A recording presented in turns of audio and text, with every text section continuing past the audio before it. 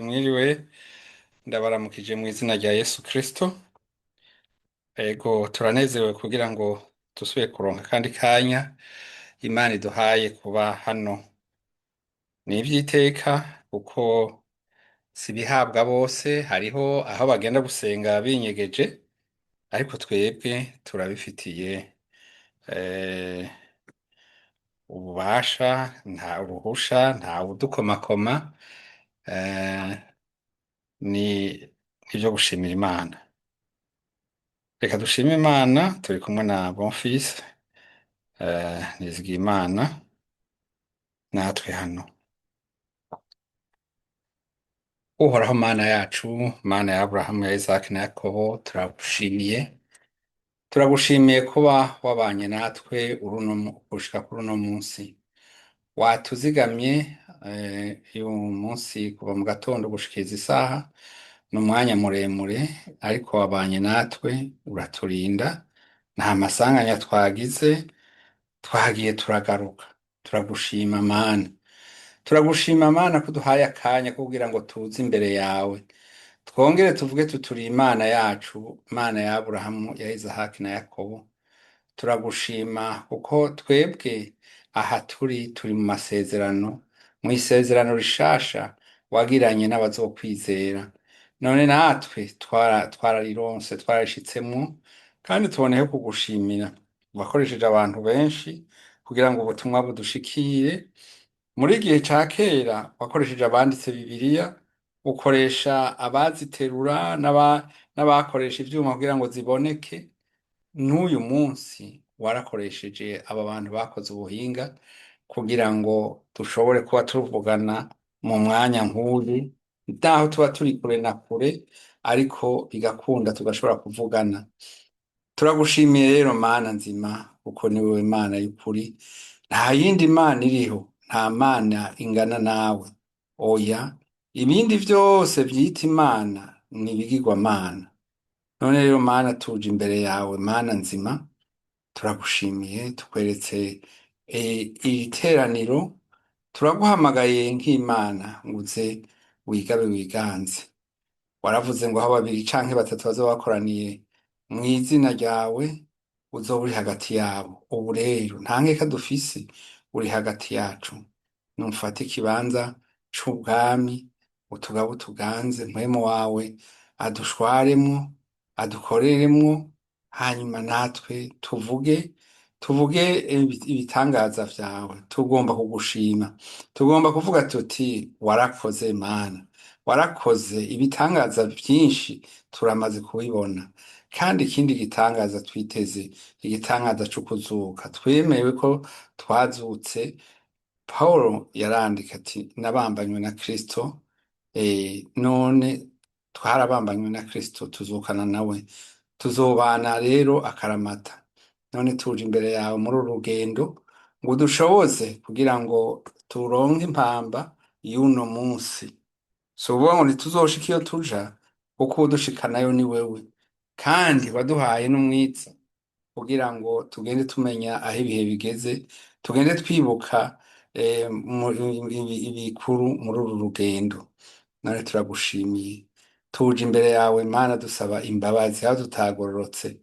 Turasavye ngo tubabarire, kandi utwitegereze muri ya maraso ya Yesu twaviriwe kugira ngo icaha kituveko.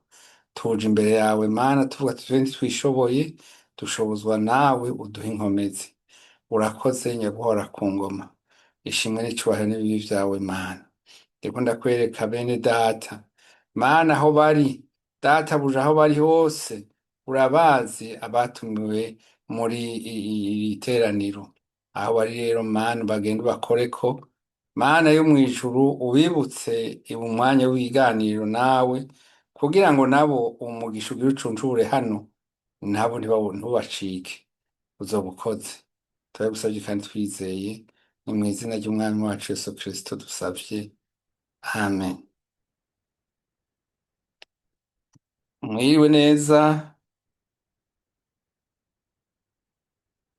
ndabahaye ikaze. Karibu Pastor Gervais n'umuryango. Yesu abahezagire. Karibu bofisi nawe. Murakoze cyane. Mwami Yesu aguhezagire. Yego, aka n'akanya keza rero turonse kugira ngo twongere twumve ivy'ijuru tuganirirwa aha hantu dukumbuye kandi twiteze kuzobona. Turashima Imana rero ko ihatugiza abizigirwa, abiteze kuzobona ivyo bihe vyiza turi kumwe n'umwami. Ego, araririmba ngo hazoba umunezero kuba mw'ijuru. Aho hantu ndifuza kuhagera, ndifuza kuzohashika. Ego, reka rero turabe uturirimbo turirimba kugira ngo duhimbaze Imana, hanyuma turasaba umukozi w'Imana atuhe ijambo ry'uno munsi. Ego, nuko Mwami Yesu rero abahezagire. Sinzi ko hari ufise akaririmbo, ngira na jewe mfate igitabo nkore akaririmbo muzo namye niyumviramwo. Mwami Yesu abahezagire. Karibu karibu.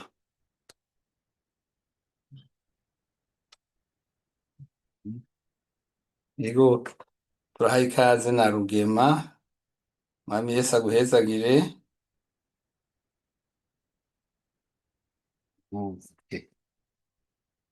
Turabe. Ururirimbo rwamye rundyohera namye nanavuza no kuvuza ngo nzoririmba igitangaza Mwami Yesu yakoze. Ni ururirimbo rugira 100 mu gitabo co guhimbaza Imana. Ndegome. Nzoririmba igitangaza Yesu Mwami yakoze, ko yavuye iwe mw'ijuru ngo amfire igorogota. Nzoririmba igitangaza Yesu Mwami yakoze, ndi kumwe nabo mw'ijuru imbere ya ntebe. Nari nzimiye nk'intama maze Yesu arambona, aca anshira ku bitugu, asubiza mu nzira. Nzoririmba igitangaza Yesu Mwami yakoze, ko yavuye iwe mw'ijuru ngo amfire igorogota. Nari mpumye mfise ubwoba, nari ndendebukiwe, njanjaguritse mbabaye, maze Yesu arankiza. Nzoririmba igitangaza Mwami Yesu yakoze, ndi kumwe nabo imbere ya ntebe ndacabona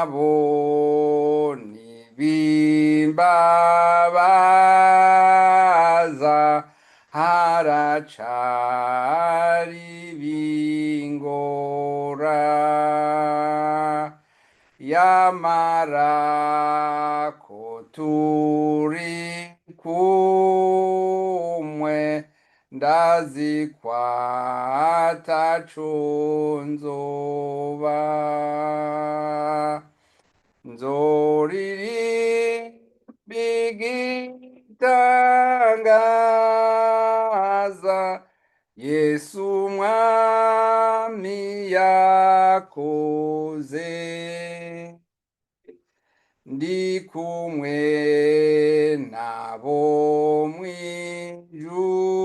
mw'ijuru imbere ya ntebe azongeza no kurupfu anyongane mu ruzi maze njabutse hakurya nzosanga yabo nkunda nzoririmba igitangaza Yesu umwami yakoze ndi kumwe nabo mw'ijuru imbere ya ntebe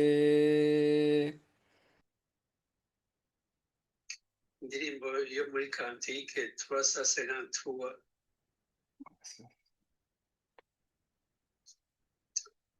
hariho bamwe bazinjira mw'ijuriyo abona ibyiza babikiwe uzobayo sinzobayo hari n'inzira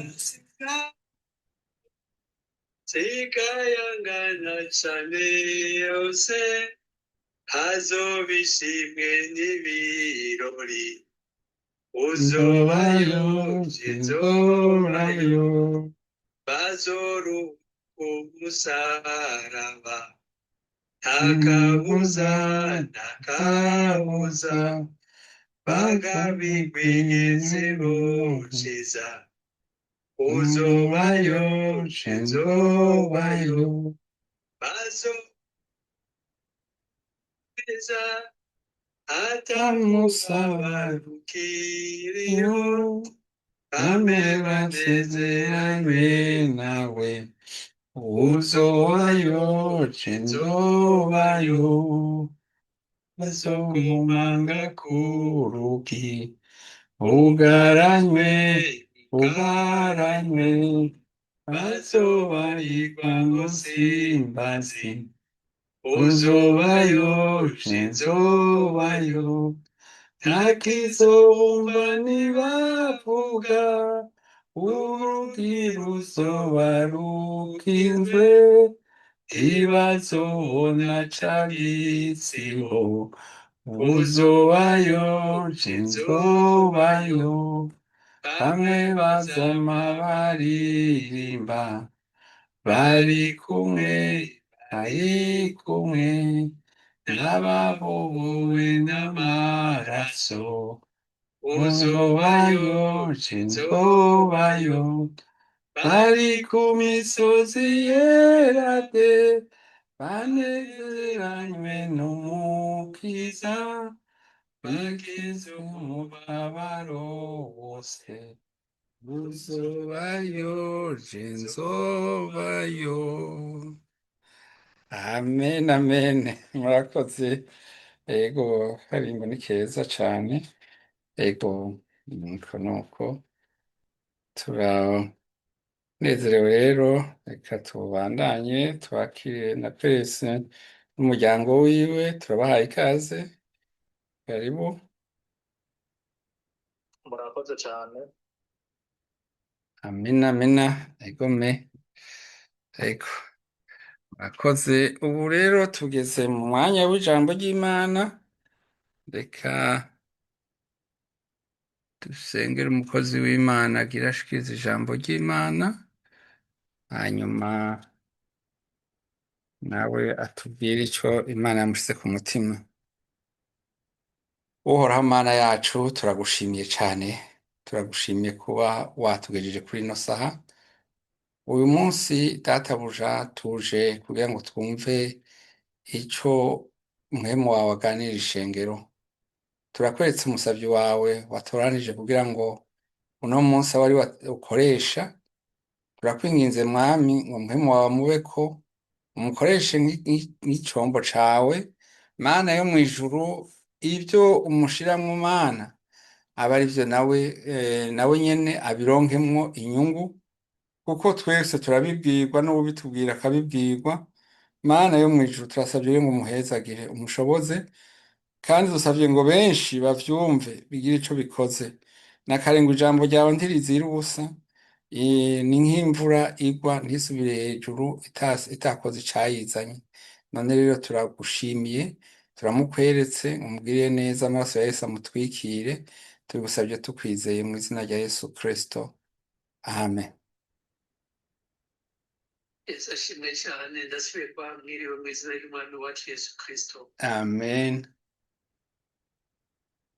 Egome, hanyuma turabandanya tuganira kugira ngo twiyetse, kugira ngo turi ku rugamba, turwane urugamba. Somme des combats spirituels, turabagwanyi mu buryo bw'impwemu, kugira twambare ibikoresho byose. Tumaze iminsi dufata twiga ikigwanisho gikomeye cyane cyo gusenga twisonzesheje, ariko benshi barasenga, abandi bagasenga bisonzesheje. Mugabo tugomba kubanza gutegura inzira kugira umuntu asenge yisonzesheje, umutima we umeze neza, kugira ngo basaba imana cose izobe kuko Imana ishaka, Imana izomwumve. Ubu niho tugeze rero, kugira ngo dusuzume umutima wacu, kuko byose niho bidutubiriza. Kuko udacunze umutima wawe, nawo wisonzesha gute? Uba uri kuvomera mu kiva. Nicyo gituma rero dutegereza kwitegura bisonzesha. Ndazi ko Satani avyanka, ariko n'abisonzesheje, aho bisonzesha bafise ivyaha, bigahita bibagora. Umunyarwanda umwe niwe yavuze ati biyiririza ubusa, bakiririza ubusa, bakabura ivyo kurya, bakongera bakabura n'ivyo bariko baragira, bararondera, bariko barasengera. Mu Migani igice ca 4 umurongo wa 23 havuga ngo rinda umutima wawe kurusha uko worinda ikintu cose, kuko ariho ubugingo budutubiriza. Ni ukuvuga mu mutima wawe niho byose bidutubiriza. Ibyaha byose bidutubiriza harya, ubugwaneza budutubiriza harya, urukundo bidutubiriza harya, ivyamwa vya mpwemu yera, ukwirinda icaha bidutubiriza mu mutima wawe. Nico gituma agira ngo rinda umutima wawe kurusha uko worinda ikindi cose, kuko ariho ubugingo budutubiriza. Mu kwisonzesha rero uzobanze kuraba ko warinze umutima wawe. Ico nico rero tugomba kuganira uno munsi. Suzuma umutima wawe urabe ko umeze neza, hanyuma umaze gusuzuma umutima wawe ukamenya yuko turi mu rugendo turi mu rugendo turi mu rugendo tuja iwacu tuja mu ijuru nk'uko abisirayeli bari mu rugendo bava mu gihugu cy'igihugu ca egiputa bagenda mu gihugu c'isezerano natwe turi mu gihugu turiko tuva mu gihugu c'ivyaha ca egiputa tugenda mu gihugu c'isezerano co mw'ijuru seroparalelisme kuko twigeze kuvyiga turiko turabiraba kugira ngo turabe neza uko imana yasezeraniye abanyisirayeli natwe niko yadusezeraniye natwe niko yadusezeraniye kuko natwe nico gituma bibiliya isezerano rya kera tutarita ngo tugume mu isezerano rishasha gusa kuko isezerano rya kera c'est l'image du Nouveau Testament ni igitutu igitutu ry'isezerano rishasha mubirahinde neza murashobora kubibona dusome rero gusubira mu byagezwe gusubira mu byagezwe igice c'indwi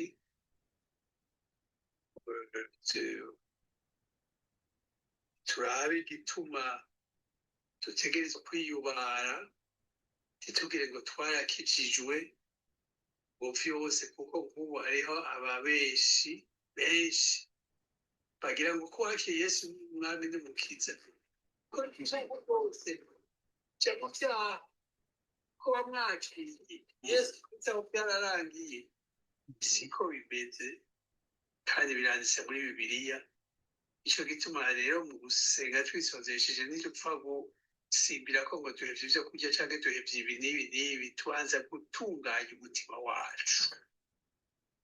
wacu ukaba pure ukawutunganya kuko byose niho bidutubiriza ntihagira udusomera gusubira mu vyagezwe igice ca gatandatu gushika kuri 12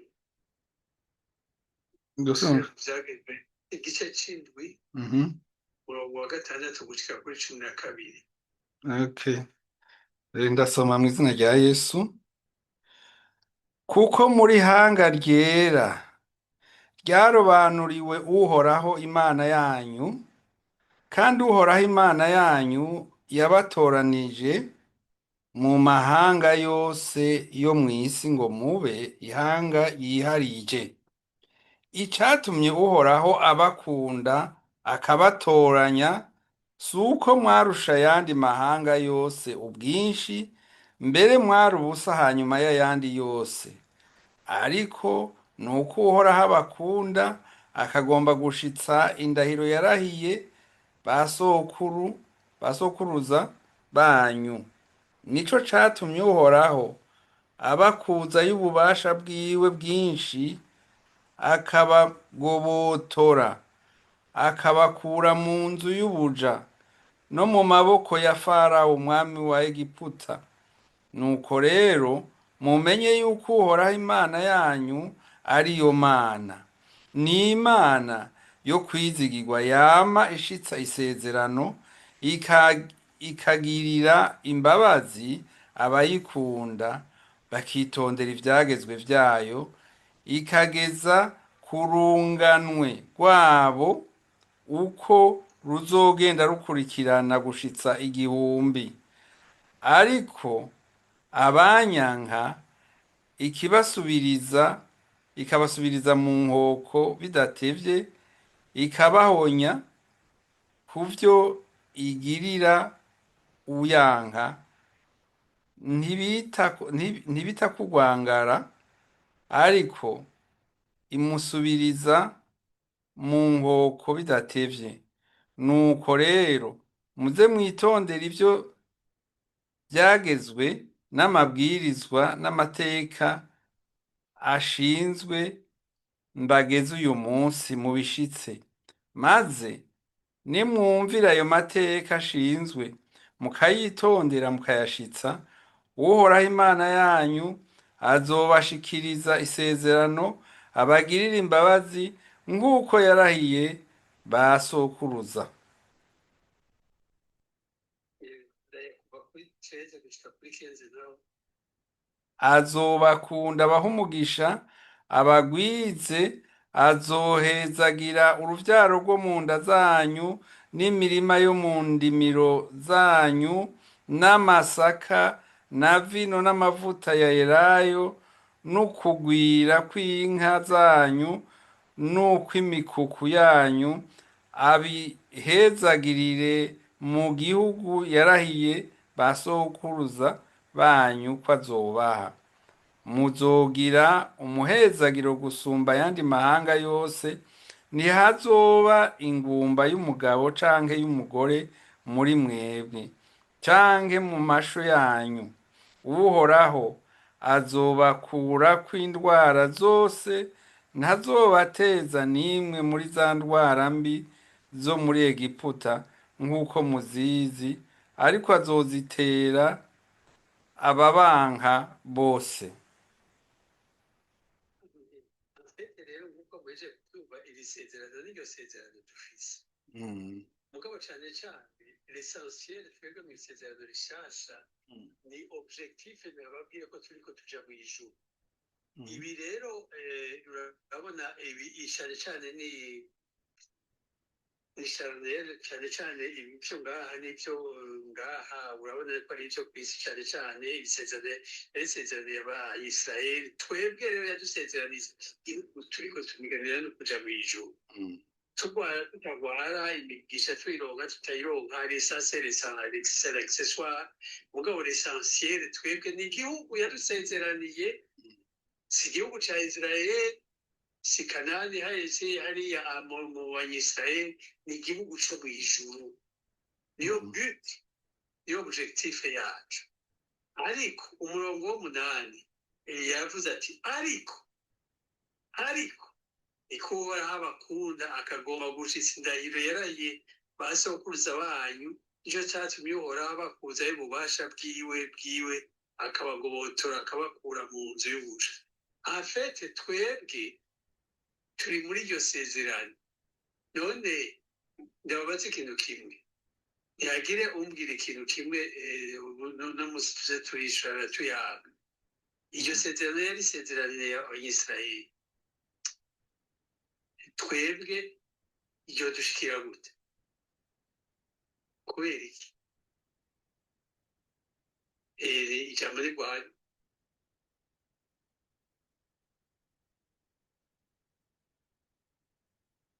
urumva yaribwiye Abanyisiraheli, twebwe rero ridushikira kubera iki? Pourquoi? Ushaka navuge.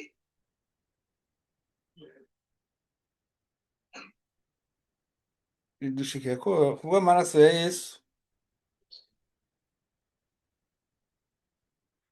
Amaraso ya Yesu kubera iki?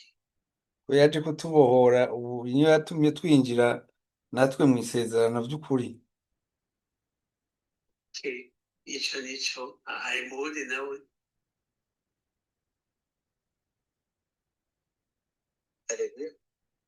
amen. Justin amen. Je nibaza ni kubera ko natwe turi mu basezeraniwe, turi mu biteze iryo sezerano, kubera ko igihe Yesu yadupfira ku musaraba twemerewe ivyo vyabwiwe Abanyisiraheli, ariko kandi natwe uyu munsi tururunganywe kuva mu Bisiraheli ko turi biremwa. Rero novuga yuko ni ku bwa Yesu yaradupfiriye ku musaraba, turacungurwa, hama ivyo vyemerewe bari kumbure natwe iryo sezerano. Nobivuga ngo sinzi ko agerageje murakoze. En fait, njugura iyi application yi YouTube ngishika ngaha nasanze pasiteri irera ariko aravugishwa. Inyishu yayitanze ariko arasenga sinzi ko avyibuka. Yavuze nuguruye ariko avuga ngo turi mu isezerano yo wasezeraniye abakwije. Sinzi kuvyibuka pasi. Ego, ego. Afite iyo niyo nyishu. Je natwenze nagize ati to ivyo niko ivyo namaze mwanya medita ko nivyo pasiteri nugururiye. Donc c'est ça. Inyishu ni turi mu isezerano yasezeraniye abayizera. Kubera en fait ni isezerano yasezeraniye murazi ko Abraham ari sekuruza w'abizera. Okay. Abrahamu nawe akaba ari sekuruza w'abanyisirayeli. Natwe tukaba kubera twizera duca tuba abuzukuruza ba Abrahamu. Ko turi abuzukuruza ba Abrahamu rero mu kwizera uko Abrahamu yizeye natwe iryo sezerano yasezeraniye Abrahamu rishari dushikako donc duca tuba abanyisirayeli au niveau spirituel. Okay, turumvikanye. Donc turi mu isezerano yasezeraniye abayizera muti gute.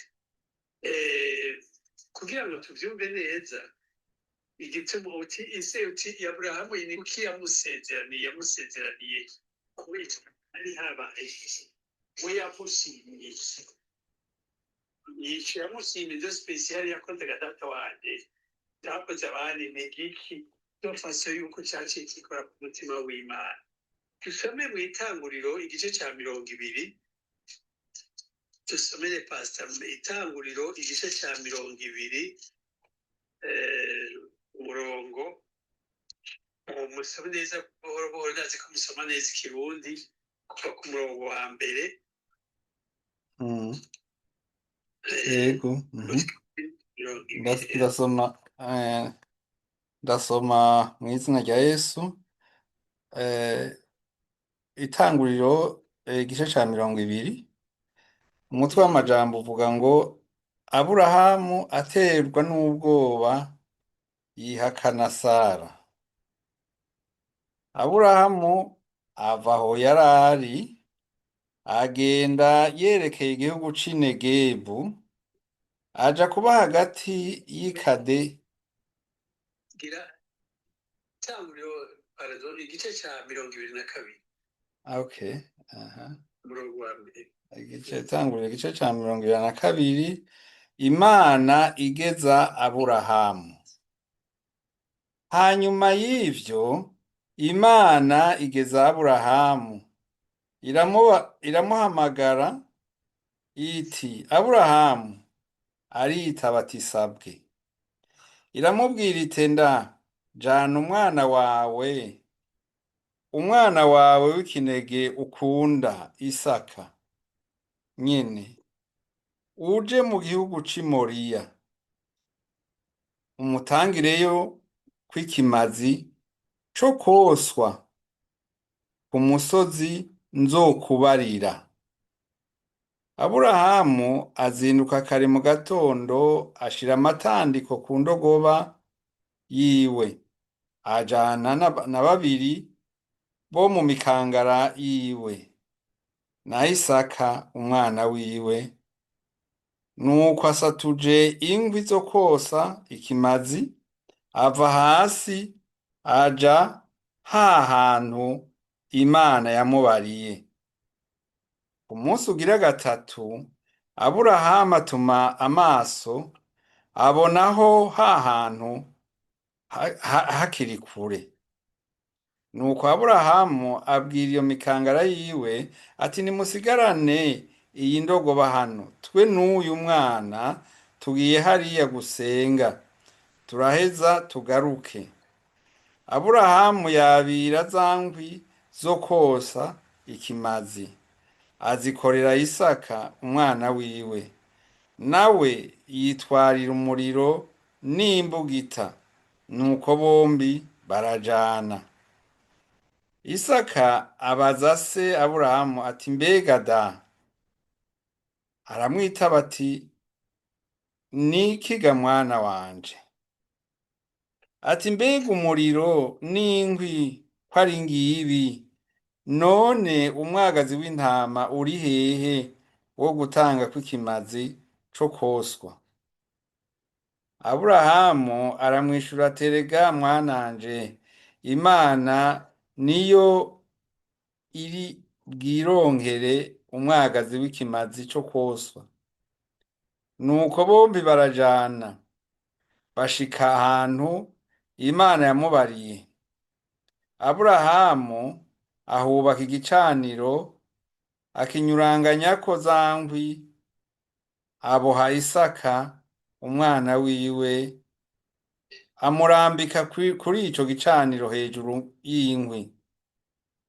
Aburahamu atuma ukuboko yabira yambugita ngo akerere umwana wiwe, maze umumarayika w'Uhoraho amuhamagara ari mw'ijuru, atewe Aburahamu. Aburahamu aritaba ati sabwe. Aramubarira ati ntukoze ukuboko kuri uwo muhungu, ntugire ico umugira, kuko noneho menye ko wubaha Imana, kuko utatinye umwana wawe kandi ari kinege. Maze Aburahamu yunamuye amaso areraguza inyuma yiwe, ahabona imfizi y'intama ifashwe mu mahembe mu gisaka c'inzitane. Aburahamu aragenda afata ino ntama ayitanga kw'ikimazi co kwoswa mu gishingo c'umwana wiwe.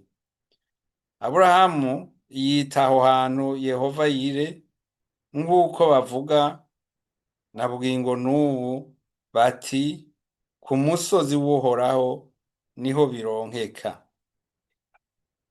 Maze umumarayika w'Uhoraho ari mw'ijuru arongera ahamagara Aburahamu ati ndirahiye, niko Uhoraho agize, kuko zivyo ntunyime umwana wawe kandi ari kinege, eka mbere no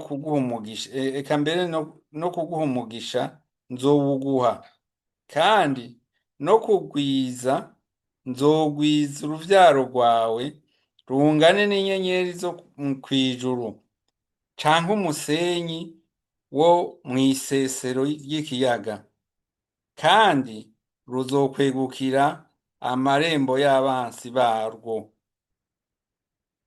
Kandi mu ruvyaro rwawe niho amahanga yose yo mw'isi azoherwa umugisha, kuko wanyumviye. Aburahamu asubira aho ya mikangara yiwe iri, barikora basubirana nawe i Berisheba, kuko Aburahamu ariho yaba nyene. ntimwumva yuko iri teka yuko Aburahamu ari sekuruza w'abizera rikwiye. Imbere Aburahamu yaronse umwana afise imyaka irenga 90, aramutama mu buryo bw'igitangaza, yaramubuze w'ikinege wenyene. Hanyuma aragera igihe rero Imana iramubwira iti rero uyu mwana agenda umutange kw'ikimazi, umutange kw'ikimazi umukerere. Urabona ntiyigeze aharira. Yanamubaje ati none kamani iberashana yishana niwamumpaye nje kumukirira pe, nta question n'imwe yigeze agira, kandi yagiye kubibwivuga nantuzeye n'umugore wiwe ntiyabimubariye. Ivyo byose murumva yuko ari mu buryo bw'igitangaza. Rero murumva ko iyo titre yo kuba sekuruza w'abizera ari kwiye. Ico gituma rero natwebwe kubera twizera Yesu Kristo nk'umwami n'umukiza n'Imana yacu, arico gituma twizeye tuja muri iyo migisha yasezeraniwe Aburahamu, kuko turabuze ukubiwe mu buryo spirituel, mu buryo bwo kwizera. Nico gituma rero ivyo rero atari bisanzwe, kandi ikindi kigira kabiri se prophétique nk'uko Imana yarungitse umwana wayo w'ikinege Yesu Kristo umwe wenyene w'ikinege, ikaza ikamutanga kw'ikimazi kugira ngo natwe tucungurwe. Niko natwe biri, niko vyagenze. Urumva c'était prophétique, nico gituma yamuhezagiye mu buryo bw'igitangaza. Nico gituma dusubire turabe neza Abaheburayi igice c'icumi na rimwe umurongo wa 17 gushika kuri 19. Abaheburayi igice c'icumi na rimwe umurongo wa 17. Ndasoma mu izina rya Yesu. Ukwizera niko kwatumye Aburahamu atanga Isaka kw'ikimazi hamwe yagezwa. Mbere uwari yarakiranye igishika amasezerano yariko aratanga kw'ikimazi umwana wiwe w'ikinege. Uwo yari yabariwe ivyiwe ngo kuri Isaka niho uruvyaro rwawe ruzokwitirirwa. Kuko yishimiye yuko Imana ishobora kuzura abapfuye, nico catumye amugarurirwa nk'uwuzutse. Ukwizera niko kwatumye Isaka ahezagira Yakobo na Esawu, abahesha imigisha y'ibizoba. Ukwizera niko kwatumye Yakobo aho yagira acikane ahezagira abana ba Yosefu bompi, agasenga yishimikije ipfundo ry'inkoni yiwe. Ukwizera niko kwatumye Yosefu aho yagira apfe avuga ivyo kuvayo kw'Abisirayeli akagera ivy'amagufa yiwe. Amena. Aburahamu yagiye kwica uwo mwana wiwe ngo amutange ikimazi kubera umurongo w'19 uvuga kuko yishimiye yuko Imana ishobora no kuzura abapfuye, nico catumye amugarurirwa nk'uwuzutse. Yagira ati Imana nibesha, yagize ati umwana w'ikinege Isaka niwe azovamwo umugisha, niwe azovamwo uruvyaro rw'abantu bazi ko bivuze. Okay, yarabivuze arazi ngene azobigenza. Ntiyabajira nta question, ntiyagiye mu madeba wosokwe nirubuze oya. Yagize iti okay, kubivuze okay, j'accepte, je vais le faire. Pour dire yuko n'ukwizera kudasanzwe. Ukwizera en fait ni ukugira iki, ni ukwemera la volonté de Dieu, uko Imana ishaka bibe uko ishaka. Uko ijambo ry'Imana rigira ngo vyose bifataniriza kutugirira neza, kububaha Imana. Vyose bifataniriza kutugirira neza, kubaha Imana. Uko ubigenza si itegeko, c'est pas nécessairement ko dutegerezwa kuvyumva. Oya, si itegeko ngo dutegerezwa kuvyumva. Oya, mugabo umenye yuko vyose Imana ivyo ikora vyose ari vyiza. Uvyumva muri uyu mwaka, uvyumva mu mwaka uza, uzovyumva mu myaka izoza, ivyo c'est pas votre affaire.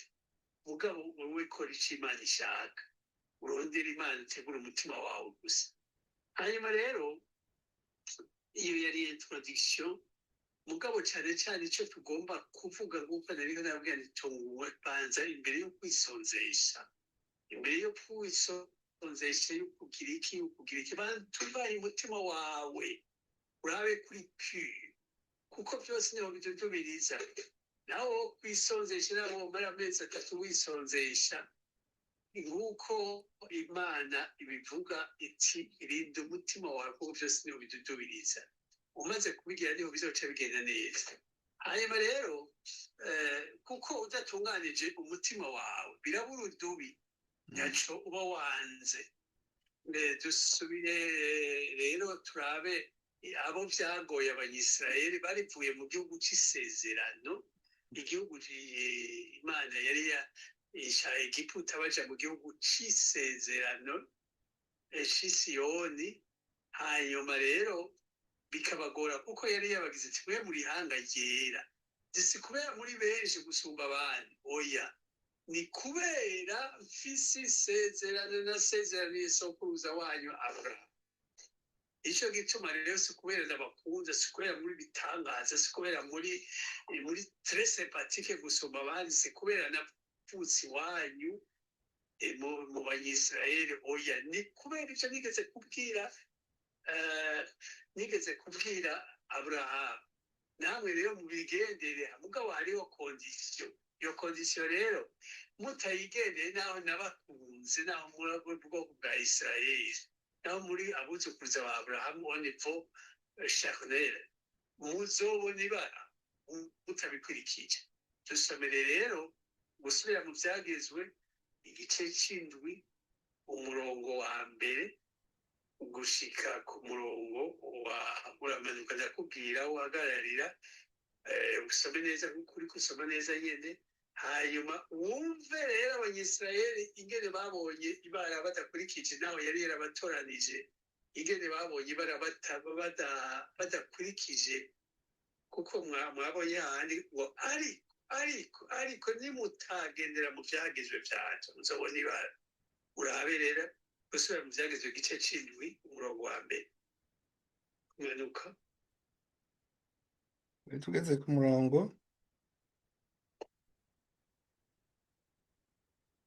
tubandanya ko ukwizera niko kwatumye Isaka aheza gusubira mu Vyagezwe igice c'indwi gusubira mu Vyagezwe igice c'indwi ugeze ku murongo ndakubarira urabandaye. twari twageze ku cumi wa gatandatu tugere ku wa gatandatu.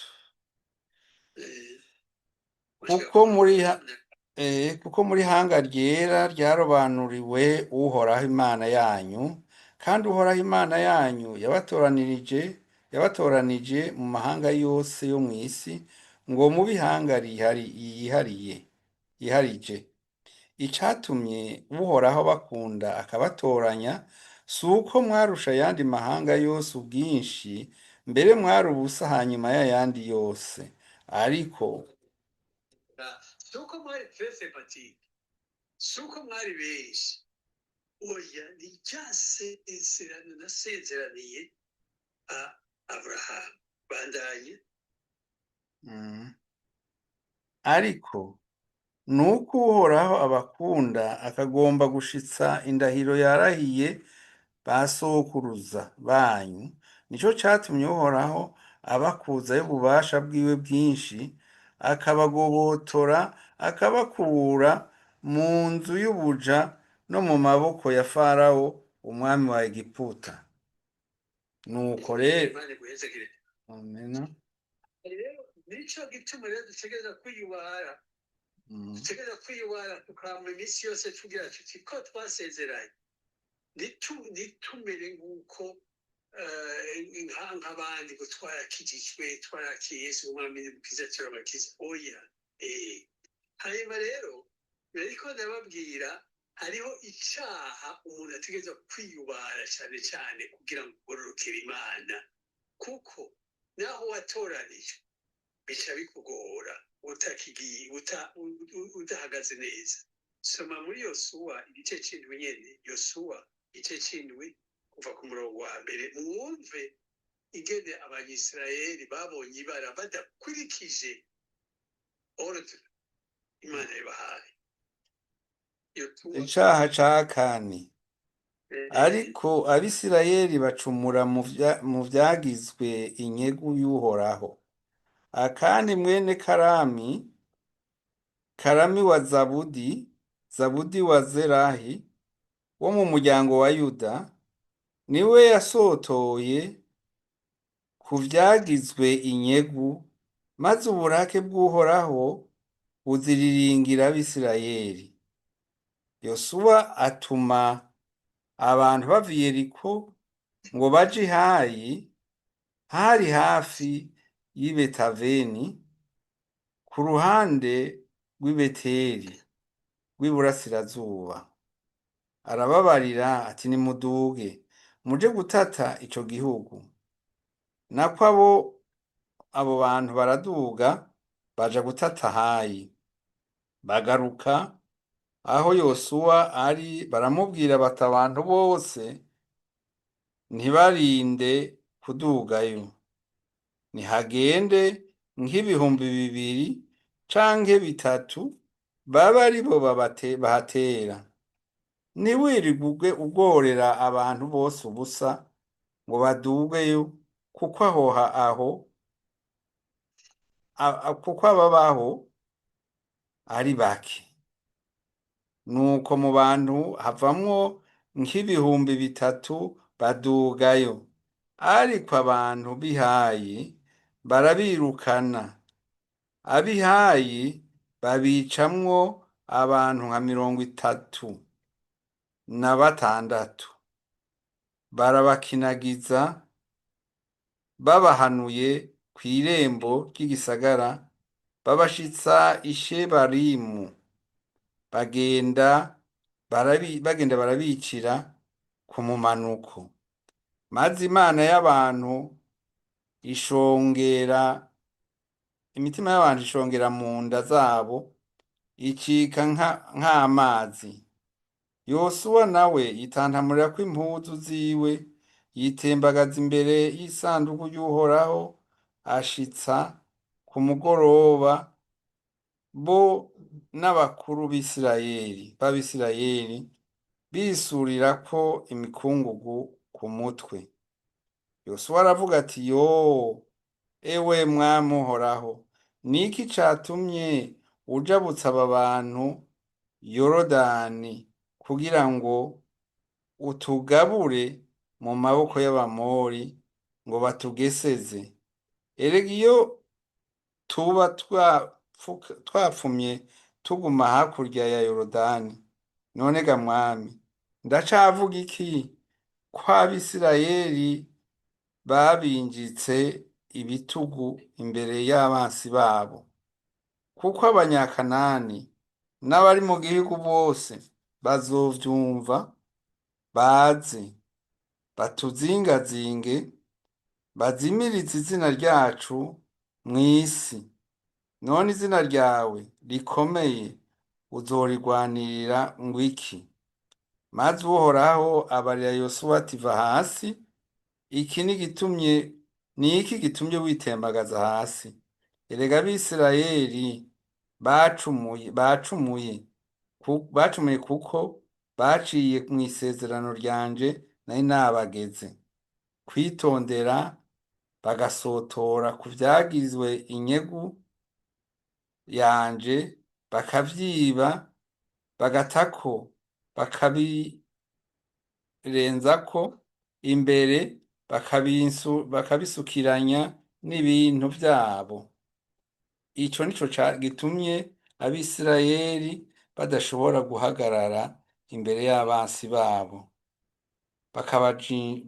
bakabinjika ibitugu imbere yabo, kuko bahindutse ibivume.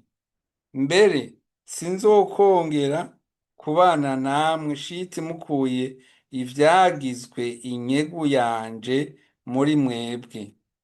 Va hasi ubwire abantu biyeze, uti umunsi w'ejo uzushike mwiyejeje, uti niwe nyene abivuze, Uhoraho Imana y'Abisirayeli, ngo yemwe Abisirayeli, muri mwebwe hariho ivyagizwe inyegu yiwe, uti ntimugishobora guhagarara imbere y'abansi banyu gushitsa mubikuye muri mwebwe. Nuko mu gitondo muze mukorane umuryango umwe ukwawo, maze umuryango nzokwerekana jewe Uhoraho uzukorane inzu imwe imwe ukwayo, maze inzu nzokwerekana jewe uhoraho izikorane nyene irembo umwe umwe ukwiwe, maze urugo nzokwerekana jewe uhoraho baze bakorane umugabo umwe umwe ukwiwe, maze uzofatanwa ivyagizwe inyegu yanje azoturiranwa n'ivyiwe vyose, kuko yishe isezerano ryanje jewe uhoraho, agakora ikizira mu Bisirayeli. urakoze Imana impezagire. Aba banyisiraheli rero babonye ibara, kuko tubibona ku murongo wa 5 verset 5 Abihayi babishamwo abantu nka 36 barabakinagiza babahanuye kw'irembo kw'igisagara babashishije barimu, bagenda barabicira ku mumanuko. Aba rero ni babandi Imana yari yarasezeraniye ko izogendana nabo, ko izobana nabo, mugabo bibagira ka kandi ka ariko nimwagendera mu vyagezwe vyanje. Ako rero ka ariko barakibagiye, ako ka rero ka ariko natwebwe karakunda turakunda kukibagira. Nico gituma rero tugaba tumwe twarasezeraniwe isezerano ko Imana izogendana natwe, izobana natwe. Ariko ku murongo wa musi wa 5 nyene, maze abantu bacika ivutu ntibasubira kugira intege, imitima yabo icika nk'amazi. Yosuwa nawe yitabagurira ko impuzu ziwe yitembagaza imbere y'isanduku y'Uhoraho ashize ku mugoroba, hamwe n'abakuru b'Abisirayeli bisubirira ku mukungugu ku mitwe. Qu'est-ce que ça veut dire? Ça veut dire yuko ngabo bari bisonzesheje, bariko barikumbagaza batariko rumva ko kurya vyo bari forget, bari baravyibagiye, bari barabihevye, kuko bari bacitse umutima baba bati mbega Imana itugize iki, mbega bigenze gute, nakamara amazi yavuze none. Yosuwa umurongo w'imbavu, Yosuwa aravuga ati yo ewe mwambura, niki cyatumye ucabukana abo bantu Yorodani kugira ngo dutange mu maboko y'Abamori ngo batugweseze? Togi kosa wewe Yosuwa yari yishira kuri ku Mana, atereka iyo tuba twafumye tuguma hakurya ya Yorodani, none abandanya akarira Imana, none ga mwana ndacavuga iki ko Abisirayeli bataye bakomoka? B'Abanyisirayeli wavuga ko uzobana nabo, uzogendana nabo, ari abana bawe, ari abana washize ku mutima, ari abana wasezeraniye Isirayeli Aburahamu yuko ari abana biwe, uzobashira ku mutima, uzobatwara.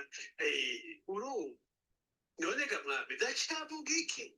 Ukumva yari umurongozi wabo, yasubiriye Mose, murabizi. Ndacavuga iki ko Abisirayeli bataye bakomoka? Kuko abanyakanani n'abari muri gihugu bose bazovyumva, baze batuzingazinga. Urumva abanyakanani cya gihugu yabaha nibo bariko barabakwirikira, babakubita, babica.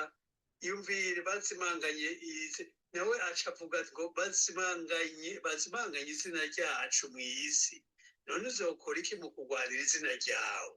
Urumva rimushize ko uzokora iki mu kurwanira izina ryawe rikomeye? Urumva kugira ngo Imana ikibasansiye. Hanyuma Imana yariko irumviriza buhoro buhoro, yumviriza byisi, maze uhoraho abarira Yosuwa ati va hasi, va hasi. Yariko arikumbagaza, yapfumbagaye, yisonzeshe kugira ngo ngere yaravyibagiye, yitondesha bamwe. Ni iki gitumye witembagaza hasi? Rega Abisirayeli bacumuye, kuko barenze isezerano ryanje nari nabategetse kwitondera. Aka kantu rero c'est très important. 11. Erega Abisirayeli bacumuye, kuko barenze isezerano ryanje nari nabategetse kwitondera, bagatwara ku vyagizwe inyegu yanje, bakavyiba, bagatako bakabinyegeza, mbere bakabisukiranya n'ibintu vyabo.